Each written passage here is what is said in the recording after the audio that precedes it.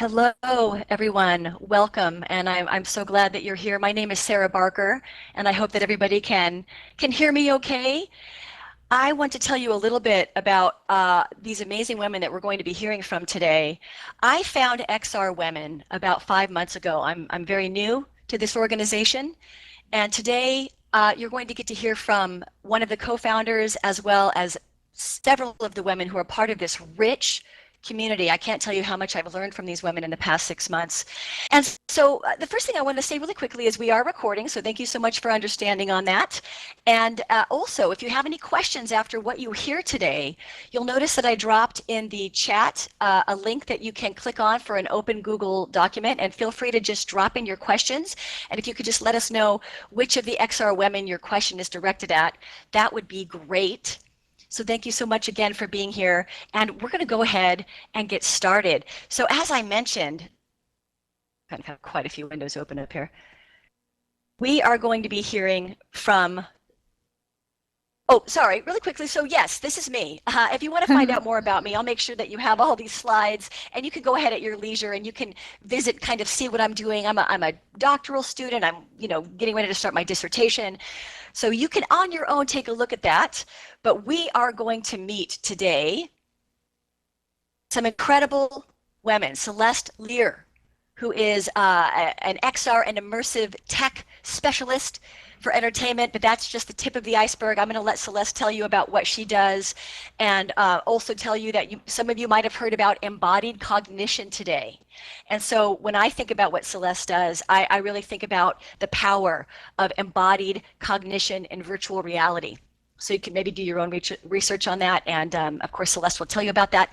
Next, we're going to hear from Paige Dansinger, and Paige is doing some amazing work curating museum exhibits and building community around that. And so Paige will tell you all about that when we get to her. We'll be listening to Karen Alexander, who is a co-founder of XR Women.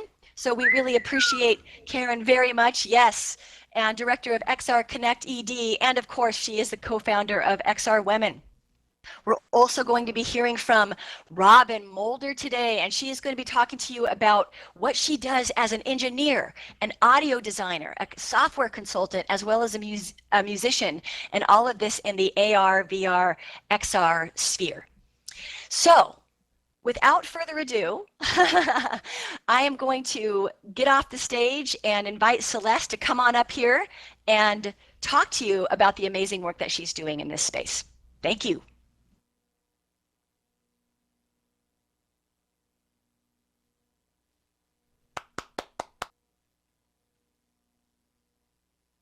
All right. Hello, everybody. Let me get my footing here and make sure that I'm in front of the screen and more or less in symmetry with everything. So hello. Can everyone hear me all right out there? Yep. Okay, great. Nice. Well, welcome everyone to the iLRN virtual campus. And I'm really thrilled to be here with you and give you a peek into what I do in the immersive tech industry around the entertainment and music. So let me just start here. I think I've got my slideshow going. So my name is Celeste Lear, and I am an immersive technology.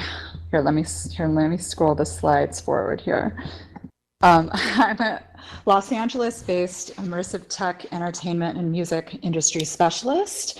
I am a VR event producer and also experience designer. I've worked as a music producer, sound director, composer, and a lot of you also know me because I have a pretty extensive history as a California-based DJ who also performs as an avatar in the MetaVRse, and I've been doing this since 2019. My past includes 15 years as a concert, festival, nightclub, and also conference producer experience. And I have a great passion in designing and executing exciting cutting edge music and industry events, both physically, virtually, and in VR in the MetaVRse. This this immersive technology is opening up some really exciting new possibilities, and it's just been such a thrill to watch it all expand and grow and meet the people in the industry. I also enjoy creating art in 3D using tilt brush, and have designed some of my own performance environments. My company is called Boutique Electronique Music. And some of the other experiences I've been involved with a couple different companies. I also work with Dreamland XR and MetaCities. And I have headed up and worked on production teams of some pretty cool cutting edge digital twin experiences, including ActNow VR, working with the United Nations on bringing more activism and the social side of the metaverse and educating people around the ActNow campaign for the Sustainable Development Goals. I also like the idea of and the creative possibilities for gamification of events available with immersive tech, and have dabbled a lot in this area, and also been able to make some money in this area, which is pretty cool, and even corporate events, especially during the pandemic. So I've seen the possibilities. I produce a YouTube channel called Partying in the MetaVRse, and I like to video document a lot of my events. I work with Carlos, who is also one of our videographers here, who's always amazing to work with. So yeah, let's dive right in. Ways that the metaverse is changing the entertainment industry and immersive tech is lending all kinds of openings and creative and also work opportunities around these areas. Like a few of the options are like interactive and fully immersive movies and storytelling, VR gaming, virtual concerts, which is my specialty, as well as conferences in the metaverse, live sports broadcasts, socializing, metaverse tourism, marketing and advertising for, some franchises like the Juicyverse. I think some of the members in here created. So opportunities for work in designing these experiences and branding, digital twin experiences, which I mentioned earlier. And if you're new to this concept, definitely be doing research on how this all works. Virtual filmmaking is something that I've worked on here in Los Angeles. I have some slides to present on that. Whoops, I scrolled through one. So yeah, there's just so many opportunities opening up, including in media around holographic and holoportation communication, which is also something that my team has been working on. And it's been really exciting to learn how all of this works and to be part of the production team. Producing in the metaverse is pretty unique because we have avatar staffing a lot of the times. We're also working with virtual camera crews for broadcasts out that we can actually get streaming online and also into Zoom conferences. So we have this kind of fusion of VR and virtual conferences as well as physical.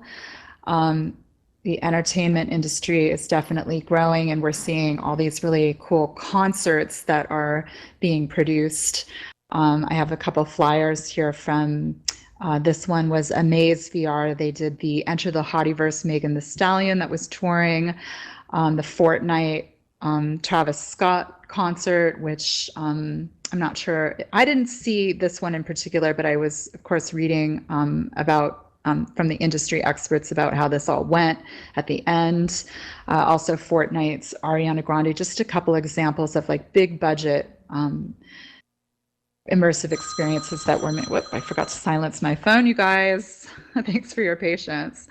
So yeah, there's just so many really cool new contexts in the concert and live events. Something I'm going to be presenting on is also my team at Dreamland XR was involved with holoportation technology. We're beta testing Microsoft's 2D holoportation tech and working with Unity artists on building venues with MetaCity. So we had Meta New York, Meta Miami, and Meta Vegas. And this whole last year, we were using these cameras, these special cameras for Microsoft holoportation, and their physical cameras were at a base in Las Vegas called Starbase, where we had a series of speakers, musicians performing that we beamed into the metaverse. And we were able to, what I would say is we brought a bit of a human element. So what this holoportation technology is going to give us is the ability to beam people in real time, as speakers and performers into virtual environments. So instead of avatars, we actually have human form, and that's like a really cool fusion. And also, I think that some people say like we definitely need to humanize the metaverse a little bit more and make it more of like a personal experience. The avatars, although the technology is growing and morphing and offering so many cool opportunities, it's just nice to actually see humans. It's another reason like we like video screens in VR too, so you could see what we're doing in the real world. So yeah, this is what the holoportation technology looks like. I'm going to touch on this in particular because I think this is something we're going to see more moving into the future, and work opportunities. There's a couple different companies that are starting up that are utilizing this technology. This was the Web XR Awards, and we have our very own Sophia Mashasha, who is our hostess. This is another photo sample of what the technology looked like. This was the team I was on. It was MetaVRse, and we did Sky DeMiles and her bass player in a live 2D holoportation showcase in MetaVRse. So I have some pictures that we have what the environment looked like. And we invited all of our friends. We had a couple hundred avatars show up for the performance. As you can see, we had a fusion of like this kind of hologram-like performance and people kind of milling about, talking and socializing on the AltSpace VR platform. And I was working as producer, immersive experience designer, and I also DJ'd this event. So I'm able to capture myself in my home studio. I wear the headset. Whoops, those are moving really fast. Sorry about that, you guys.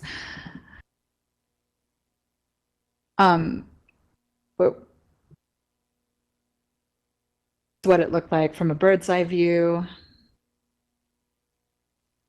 This is what it looked like when Sky was in studio working with our technician.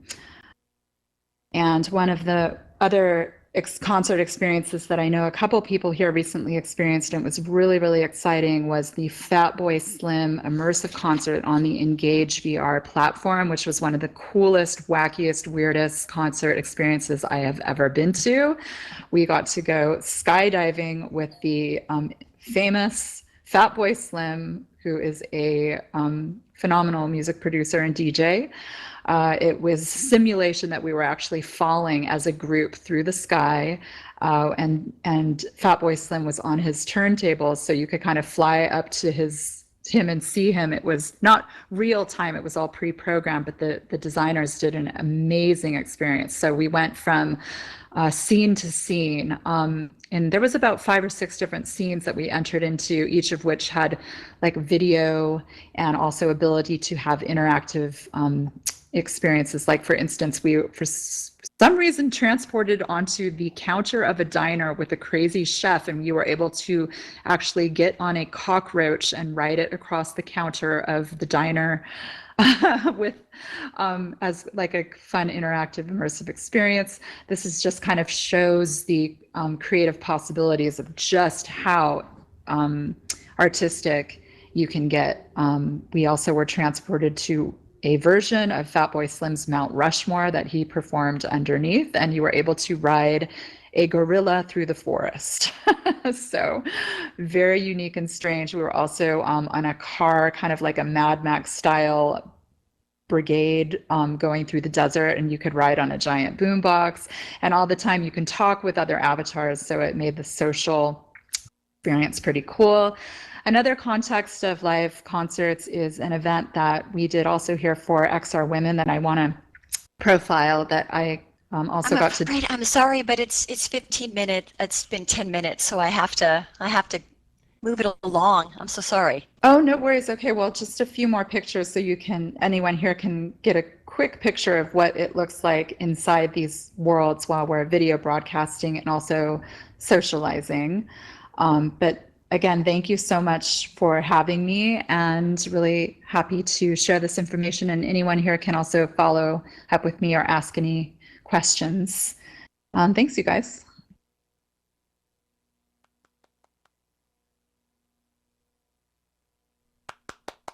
Thank you so much, Celeste. That was amazing. I'm just going to, excuse me for just one moment while I take back the presentation here.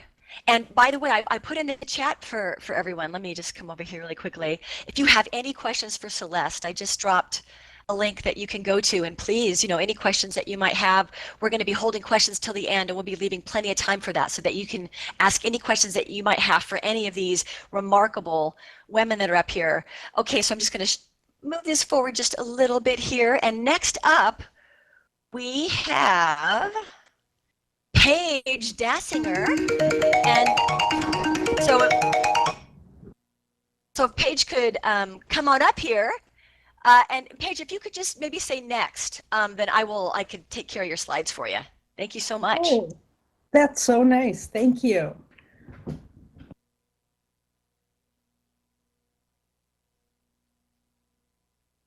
That was so fun. I loved watching Celeste's work. I'm super blown away, and that's a hard act to follow, really. So one thing that I love about XR Women is the incredible talent and experiences that you each add to creating this amazing space, the space of XR that allows us to not just create our hopes, our dreams, new revenue streams, new communities, and ways to empower ourselves. And this, when I've experienced like dancing in the metaverse before, like what Celeste was showing, I feel awesome. I feel empowered, and I feel invincible. And those are feelings that we give each other when we're spending quality time together.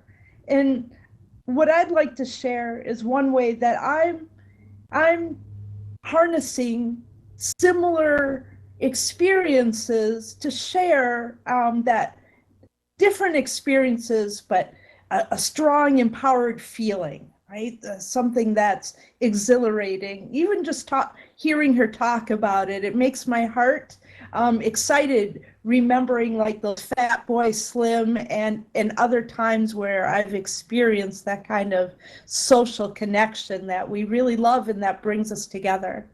So Better World Museum, I'm going to talk about myself now. We'll go back one slide. Better World Museum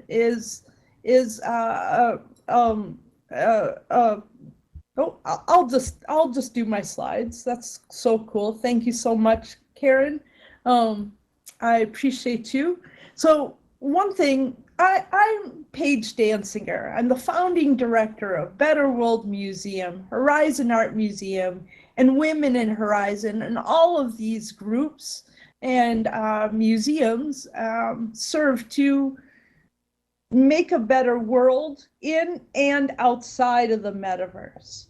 And I'd like to share how in the last during the pandemic, I've been really exploring how quality time together can make a better world and empower people in and out of the metaverse. So that what we're doing outside of these times are supercharged, and we feel powered up when we're not in our headsets, and we're seeing impacts in our communities of the results of what we're doing inside of our time in XR together. So Better World Museum was a brick and mortar physical space downtown Minneapolis, where I'm based, for 5 years. It started in 2014 as a retail space in a downtown hub with corporate headquarters inside of it. And Target, US Bank, Wells Fargo. They're all connected inside of this building and skyway system that are really close. And equally as close, there were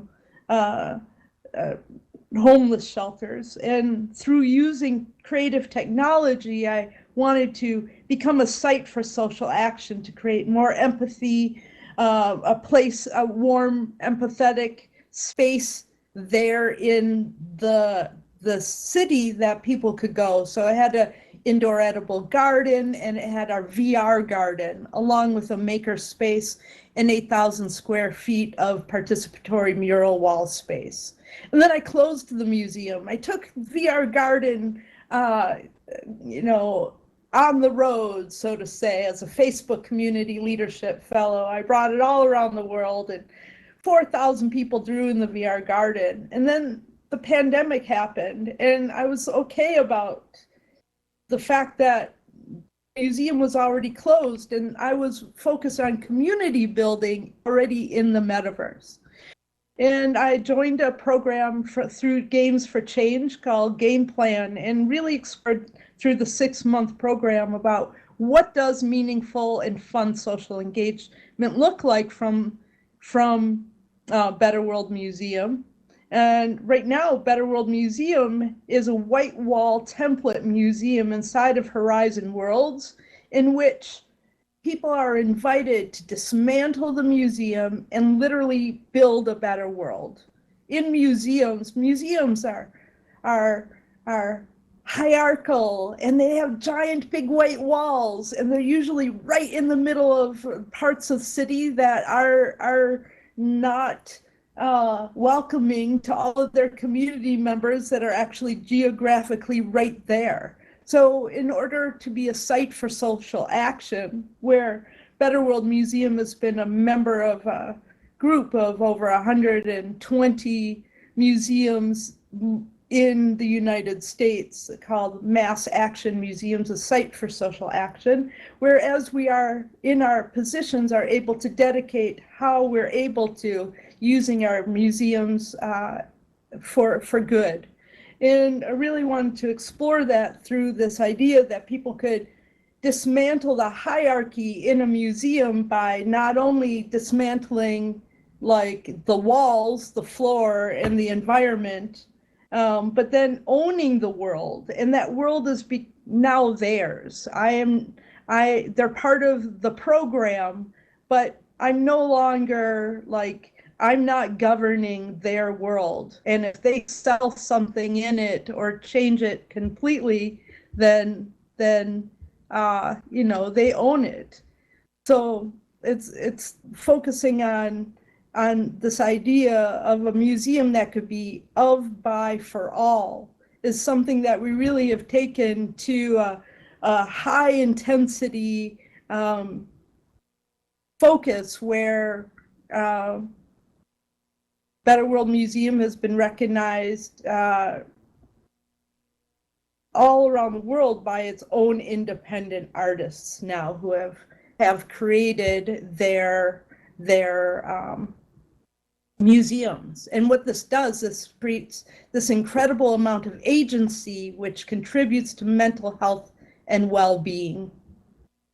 All of this is centered on this idea of empowerment design, which is really my passion. I'd like to explore it in my future and in a future PhD program, but everything that I build in the metaverse, whether it's in a Web3 platform or Horizon Worlds or in Odyssey or Unity or in Rec Room, the idea is that the interaction that someone will have will make them feel powered up and like a stronger human and better able to solve problems with people who are in their community that they might have otherwise seen as others. So ultimately, that's all I really care about, is this idea that people can work well together with people, and they can do that by feeling empowered. When we build together, it dissolves isolation and feelings of overwhelming powerlessness. You're seeing examples of of activities of a game called Melita's Garden that actually teaches women financial empowerment skills. So that will come out one day as its independent app. But you can Thank you, see Paige. Thank you so much. is here, and I hope to welcome you to see it again in the future. So thanks for letting me share the story of empowered design through Better World Museum. Thank you. I'm really excited about it because all this just led me to accept a new job at Third Academy, where I'll be harnessing community building in this empowered way through accessibility, accessible space. So thank you. Woohoo! Ooh, all right. Thank you, Better World. So much, thank you. XR Women and IRLN conference. Now, if I can figure out how to sit down.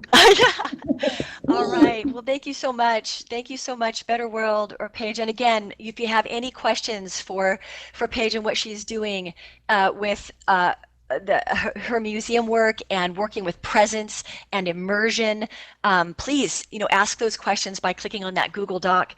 And thank you so much. It's so cool to get to hear what you're doing. Okay, so I'm going to move it along here. And coming up next, we have co-founder of XR Women, Karen Alexander. And I'm just going to get off the stage and take it away. And we're really looking forward to hearing what you have to say, Karen. Thank you so much. All right, I guess if I'm going to talk, I have to unmute. Thank you very much, Sarah, and thanks for, putting everything together here for us today. And wow, it's really an honor to be presenting along with these very impressive women. And I am so thrilled to be here in the lovely XR Women Hall, which iLRN has very generously provided for us here for XR Women since November of 2020. We're truly grateful for them taking us on as an initiative and making it possible for us to hold our sessions every week here on Wednesdays at 11:30 a.m. Eastern Time, 8:30 a.m. Pacific. If you'd like to join us, come on along. So I want to, I'll just give you just a brief version of my background. I have a PhD in English literature. I worked in higher education for a long time, but then in 2016, I made a complete life change and did a deep dive into XR, although we weren't calling it XR at the time. And I haven't looked back since. It's been 7 years now. It's really hard to believe. And most of what I do is centered on 3 principles. One is that technology can open up new creative possibilities, that technology should make people's lives better, and that it's all about community. Community is where it's at. It's what matters. And I am a serial community builder, XR Women being one of those communities. So I, in 2018, I believe, started PGH360, which was a youth program here in Pittsburgh where I lived. And this was kind of based on that DIY ethos. I had really been inspired by the work of women artists who were using video art, for example, taking technological tools and making things, and with the idea that it didn't have to be perfect and polished, but they needed to get their message out there. They needed to tell their own stories and the stories of other women, and new technologies like the video camera helped them to do that. I personally felt extremely empowered when I got my own Samsung Gear 360 in October of 2016 and started making 360 films. And I thought that anyone could do this. And so I started this boot camp-like program where I worked with community organizations to teach youth to create 360-degree videos about issues that matter to them.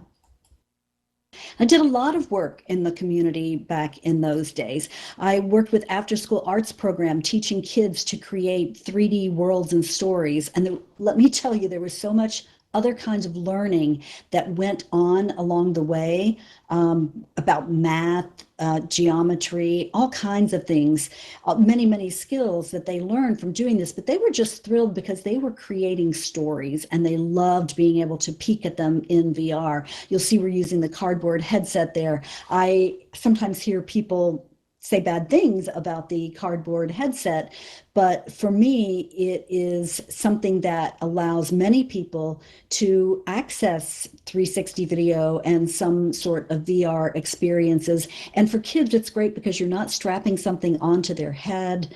It doesn't have that weight that could hurt their necks, and they can just put it down as soon as they're finished. And they might not stay in long, but they still love it. I also worked with teens at a makerspace, local makerspace, and helped empower them to create using XR tools. And I worked with our local PCTV, Pittsburgh Community Television Station, to form an event called Community XR, which was held once a month at various locations around town. There was free opportunities for people to come in and try VR and AR and see 360 cameras and ask questions and just experience this technology. I also worked on a project to bring a very simple form of augmented reality, the remote expert function, using a super cool device called the Mira Prism, to frontline healthcare providers in rural Oregon.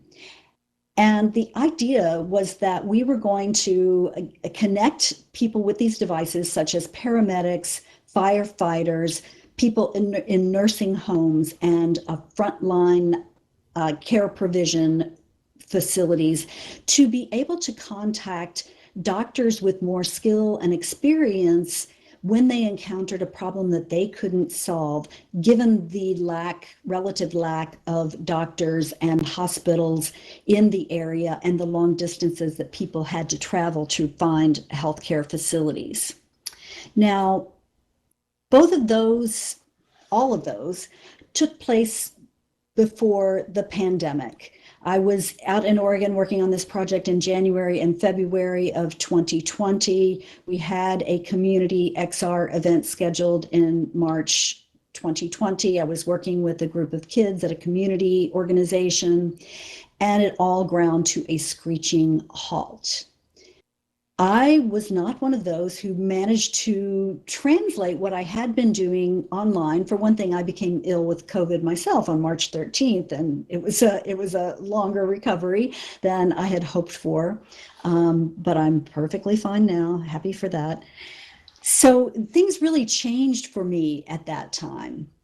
I did manage to do a local project with some choreographers and dancers, the Virtual Dance Exchange project, where I taught these choreographers to use consumer-grade 360 cameras, the same Gear 360s I'd used in my youth projects, so that they could practice choreographing in 360 degrees. And then we filmed with a professional 360 camera, the Insta360 Pro, which you see there, the dances that they had choreographed. And there were a lot of other community dialogues, screenings, other things around this project, but it was really a lot of fun to work on and really great to see what these choreographers put together specifically for 360, these site-specific works.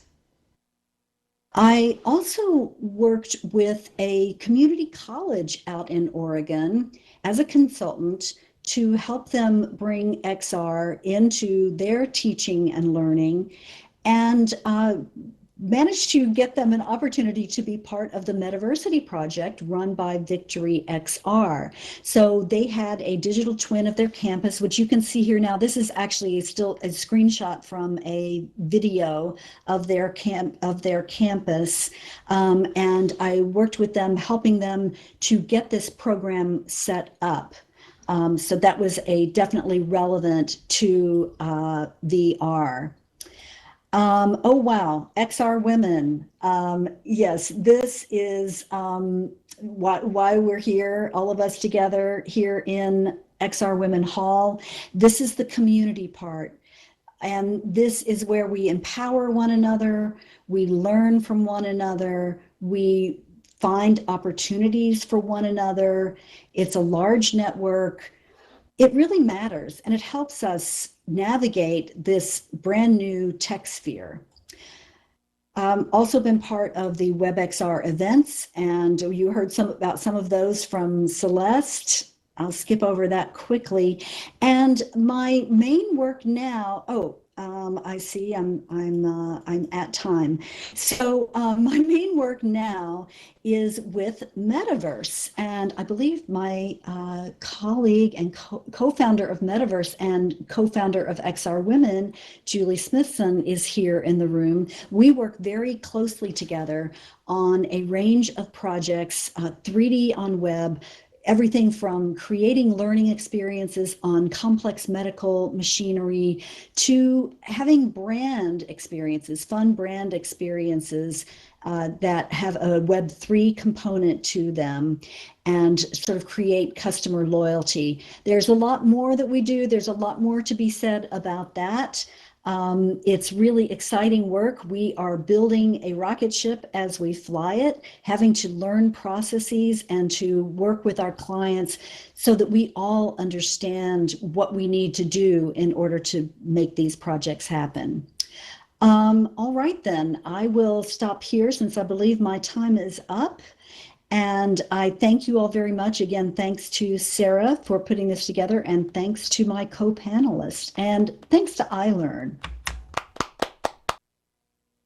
Yay! Thank you so much, Karen, and thank you for everything that you do for us. And again, remember, hit that Google document and ask your questions. We're definitely going to leave time for questions, and we're looking forward to your questions. So we have our final panelist this evening, Robin Moulder, and Robin Moulder, excuse me for dropping that. And Robin will be talking to you a little bit about how she works with clients to be able to create products that get at the stuff that you're all studying, right? That immersion, that presence, that digital twinning, that all of that. She works with clients to meet their research needs and their marketing needs. So without further ado, I'm going to get off the stage. Welcome, Robin Moulder. Hello, hello. If you have ever dreamed of creating an immersive application and you don't have the skills needed to design, develop, market, launch, and support the application, then this talk is for you. My name is Robin Moulder, and I have an extensive background in software development, executive and project management, music creation, and production. I have also served as a president of an internet incubator, CTO of a technology manufacturing incubator, director of a major consulting firm, on and on and on. Lots of Fortune 100 and 500 clients. I've also been a musician professionally, recorded several albums, toured internationally, and leverage those skills today as a producer and audio director on virtual reality applications, such as these ones right here. I started 3 Pound Games with the idea that gaming is key to learning, and this has been shown in many, many studies. It's well proven. And the name of the company is 3 Pound Games because 3 pound is the weight of the average brain. We leveraged our skills from building amazing games and moved into a variety of different business application spaces. So VR training experiences in hospitality, medical, manufacturing, and trade shows. Space Dragon is the first stop on our story. These adorable little dragons are known for their planetary destruction. You fly these guys around using a unique movement system where you kind of point and shoot, and your flight, 360 flight. And that in itself was kind of interesting and unique today. But if you go back to when this was actually published in 2017 on the Vive, it was kind of a mind-blowing experience back in that day. This game is also available now on Quest 2. We brought that up to date. Where this game was born out of is actually the movement system. These little cards here are from an asset pack that we published first. So when we first got into virtual reality development, we started to think about like what makes it really interesting to move in VR. How can we reduce motion sickness? How can we really get the player to like interact in the space properly so that they feel like they have intention and know where they're going and it feels natural and that the movement matches the application. So we built out this entire movement system with all these configurable components. This is also available still today on the Unity Asset Store. One of these systems was flight, and we all fell in love with flight because why would you walk in VR when you could fly? And that's how Space Dragon came about. So we turned this into a full game.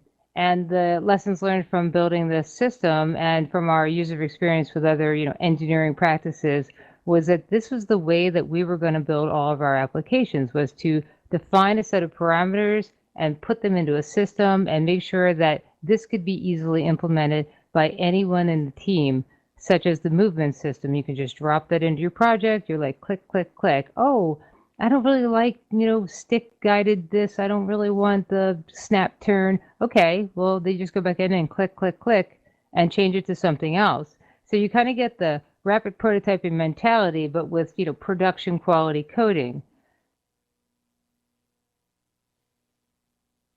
So we thought about what drives adoption, because this is an important topic when we're groundbreaking right here. Like we're building stuff with immersive technology. No one knows what they're doing. Everybody's experimenting and trying out different things.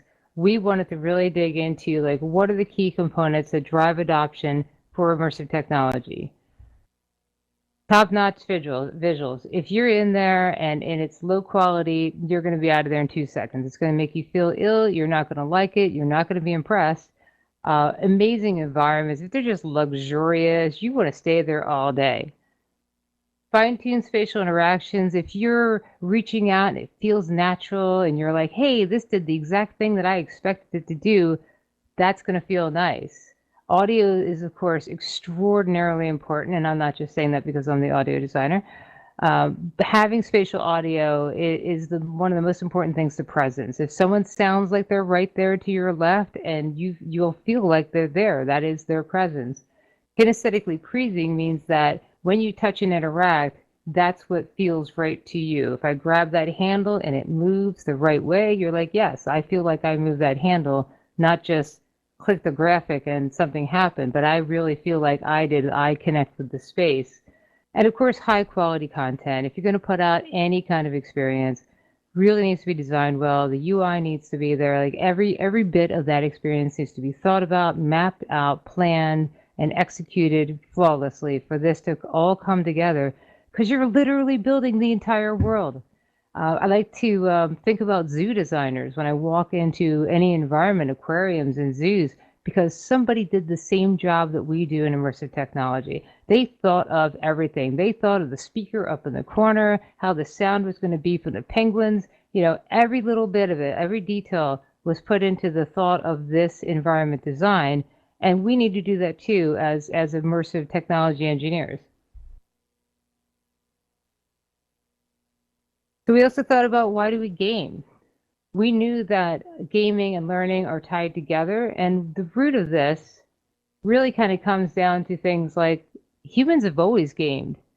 Animals have always gamed. A little kitten jumps on their mother and like ferocious attack, rah, rah, rah. Well, what are they doing there? They're actually like practicing their skills for hunting or defending themselves. And humans do the same thing. And we have always played games since you were a little baby. You have always been like, your parents have handed you a rattle and like pulled it a little bit further away from you so you would reach out and get it. And we are just programmed this way. So we should be leveraging that every step of the way. We should be always trying to find more ways to encourage, inspire, and build critical thinking skills in every aspect of gaming. And then that will translate to every other type of application that you're doing. we found some fun parallels in work that we did as we were kind of noodling around with fun mechanics like this fire-breathing dragon here. The mechanic actually is that we had a wizard's wand that sprayed a cone of nice cold spray that would knock that guy out, and he drops cold boop on the bed. And it doesn't take long before you think to yourself, wait a minute, you know what we could do? We could make a fire safety module. And it's all the same mechanics. We played around with some proximity-based stealth mechanics for a game. This is going to be for CyberCat. And then turn around and leverage that for a social distancing app back in COVID. So these little guys here, every time you walk around, you get a little beep, beep, beep. Oop, they're too close, you better back up. So all in all, what this did for us was to even more solidify how important all the different systems and components are. And over time, as we did more and more work for different companies, realized that they don't really have these skills. So, you know, we saw what are we doing when we're accelerating? What do we need to do for you, a partner company who doesn't know how to build an application like this? First of all, we have a bunch of core systems and libraries. We've already built all this stuff to build our own games. We have a production pipeline. We've learned everything to make incredible, high definition visuals, like make it really performant, make it actually fit into a Quest 2. We've got top-notch visuals. We've got amazing environments. We know how to do all of the hard work that it takes to build a game. So what we do when we accelerate another client is we say, we partner with you, we embed you in our team, and then we teach you everything we know about game development so that you can be successful on your own. Gosh, I hate to say it, Robin, but we're at time, unless because I think we have about 10 minutes. Okay. So wow. I'll just flip to, all right, so you guys should come to my talk tomorrow on, I'm going to actually go into deep dive of one of our accelerated clients right here, which is Tucson Medical. So that's tomorrow, Friday. I'll put it in the chat.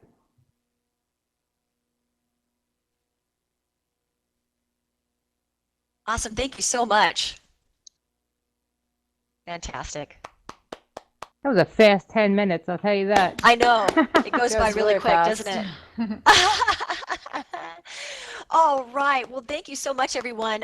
We have about a little bit over 10 minutes left of our presentation today, and I know we have a couple of questions in our Google Drive. I don't know if our panelists can see that. If not, I can read off what those questions are and for who they are intended. Let me just advance the slides here just a little bit here. And by the way, I just dropped a link to our deck if you want to, find out a little bit about some of the, research theory that aligns with what these amazing women are doing. And I also encourage you to vote for us for the best presentation of the expo this year. So make sure that you take a look at this link here and you can vote for the best presentation of the Immersive Learning Networks 2023 expo. And we're very, very grateful to be here. Thank you so much. So does anybody have any questions?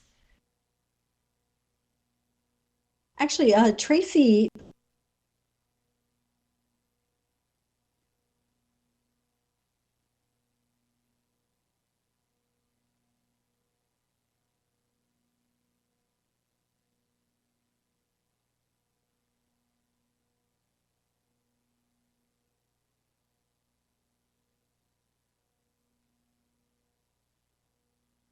There. Okay. The private volumes are off, everyone. We can go back to normal. Okay. Sorry about that. Yeah. Yeah. So, Sarah, is it okay with you if I respond to Tracy, who put the question in the chat? Oh yeah. I'm just gonna sit down and it's all you. You bet. Okay. Yeah, so Tracy, you asked about advice for women who are getting into XR leadership and want to continue to push the boundaries of this technology. And one thing I will say, and this is something that really comes from Julie Smithson, who I mentioned earlier, is to make sure that you practice your adaptability. You have to be willing to go with the flow. You have to be tolerant of change and risk and of things not going the way you expected. And you have to be able to live with that because everything is so new. Things are changing every day, and you have to make changes on the fly and be willing to adapt and to learn. It's not just that things might go wrong, but it's that new tools come out and you need to understand them and take advantage of them as best you can while doing everything else that you're doing. I think that getting involved with networks and organizations like XR Women is really important because it allows you to build those professional networks to meet people in the field that you can call on when you need advice or when you need someone to do something in particular, a particular kind of job, or to make an introduction for you. Being involved with the community, I talked about community, is extremely important. So I'll leave it there for now. But I will say just, teamwork, like working with your clients. Robin talked a little bit about her approach to that, which is great.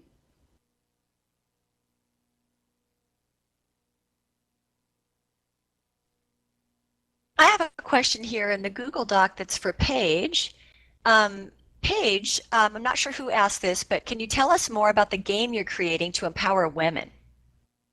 Oh, sure, of course. I'm really excited. It's called Melita's Garden. In Melita, it's a first player game. So you are Melita as the player. And the story is, and let me tell you, I'm gray boxing it in Horizon, but I'm hand drawing it completely in Quill, and then we'll import it as its own standalone experience.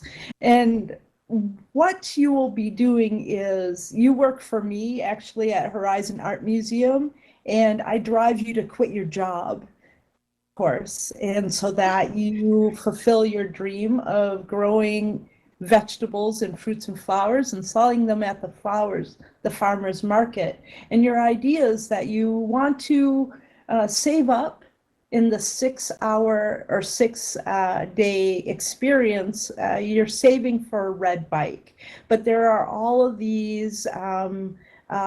You have this adorable pet that loves donuts, and you have to buy new farm equipment when things break. And there's also really great benefits. So you experience this share, save, and spend, and also learn about cryptocurrencies and different ways of thinking about valuing yourself. And then if you play the game right, you have enough money to buy that shiny red bike, and then you soar off into the mountains, and flowers turn into daisies, turn into clouds, and you get these wings. And truthfully, my largest problem in life is financial advocacy and financial skills.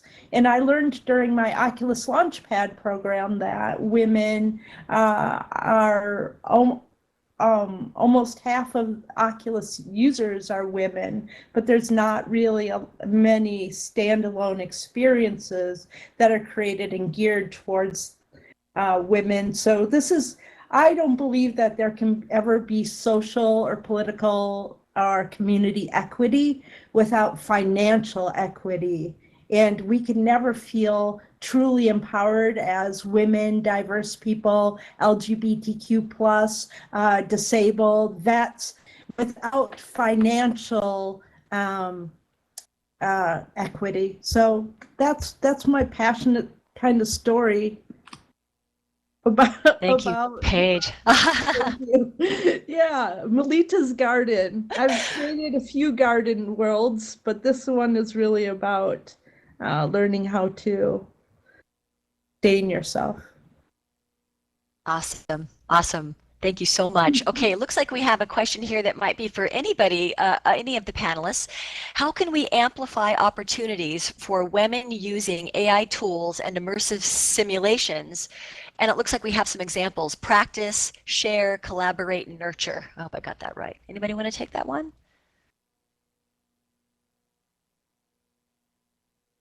How can we amplify opportunities for women using AI tools and immersive simulations?